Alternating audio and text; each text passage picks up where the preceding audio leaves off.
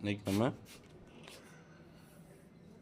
இஎஸ்ஐபி எப்போட UAN number இருக்கும், அதில் எப்படி பாஸ்வேர்டை நம்ம பர்கெட் பண்ணுறது அப்படின்றத இந்த வீடியோவில் பார்க்கலாம். வாங்க வீடியோக்குள்ளே போகலாம். The struggle to find courses that truly speak your language, it's finally over. Welcome to EduQuest, where learning is made just for you. At EduQuest, we bring you a wide range of online courses, from career building programs to skill boosting masterclasses, all in your regional language. Because we believe language should never be a barrier to success. Our courses are tailor-made after understanding what today's learners really need. So why wait? Start learning the smarter, simpler way only with EduQuest. Visit eduquest.courses and explore your next course today. And hey, don't miss out on our exciting offers and promotions. நீங்கள் Google chrome open பண்ணிக்கங்க. அதில் சர்ச்ன்ற ஆப்ஷனில் UAN type பண்ணுங்கள். அதில் first option எடுத்துகிட்டு வரும். இதுதான் பிஎஃப்போட official website. இந்த இடத்துல யூஎன் நம்பர், பாஸ்வேர்டு தெரிஞ்ச பாஸ்வேர்டு போட்டு லாகின் பண்ணி நம்ம டீட்டெயில்ஸ் எல்லாம் செக் பண்ணிக்கலாம். இப்படி இல்லை எனக்கு பாஸ்வேர்டு தெரியாது அப்படின்னா, மறந்து வச்சு அப்படின்னா, இங்கே நம்ம பர்கெட் ஆப்ஷன் இருக்குது. இதை நம்ம கிளிக் பண்ணிவிட்டு பாஸ்வேர்டை சேஞ்ச் பண்ணிக்கலாம். அவங்க நான் பர்கெட் கொடுக்குறேன்.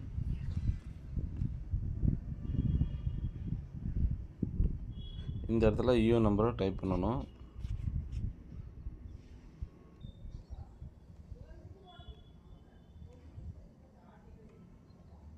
டைப் பண்ணேன். அதுக்கப்புறம் கீழே வந்துட்டு கேப்சா கோடு கொடுக்கணும்.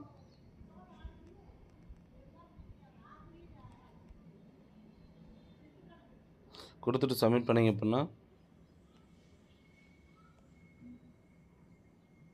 அடுத்த name, date of birth, gender இதெல்லாம் வெரிஃபை பண்ணணும்.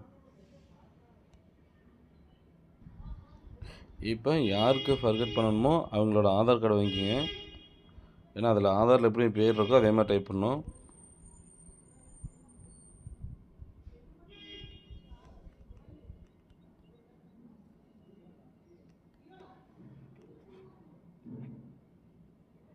Name, date of birth, gender இதெல்லாம் செலக்ட் பண்ணதுக்கப்புறம் அடுத்த ஸ்டேஜுக்கு மூவ் ஆகுது. இங்கே கேப்சா டைப் பண்ணணும். அடுத்து ஆதார் நம்பர் டைப் பண்ணணும்.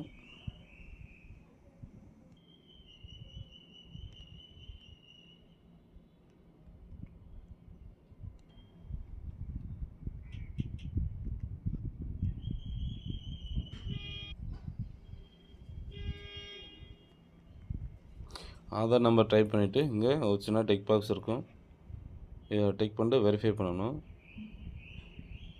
இப்போ இங்கே ஆதார் கொடுத்த மொபைல் நம்பரை இங்கே டைப் பண்ணணும். மொபைல் நம்பர் கொடுத்துட்டு நம்ம சின்ன டிக் பாக்ஸை கிளிக் பண்ணி சப்மிட் கொடுத்தோம் அப்படின்னா அடுத்து ஓடிபி வரும்.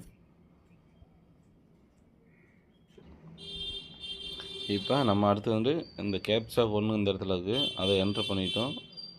அதுக்கப்புறம் என்டர் ஓடிபின்ற இடத்துல நம்ம ஓடிபி கொடுத்துட்டோம்.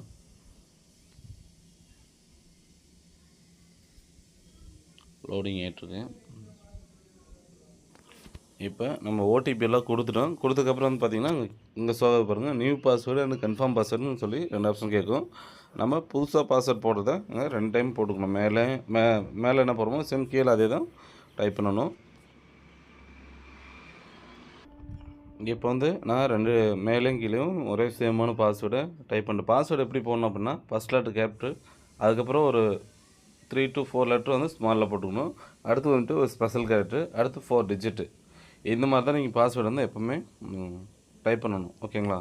அப்படி டைப் பண்ணிங்கன்னா தான் பாஸ்வேர்டு நல்லா செக்யூராக இருக்கும். ஓகே, நான் டைப் பண்ணுறேன். அடுத்து சப்மிட் கொடுக்குறேன்.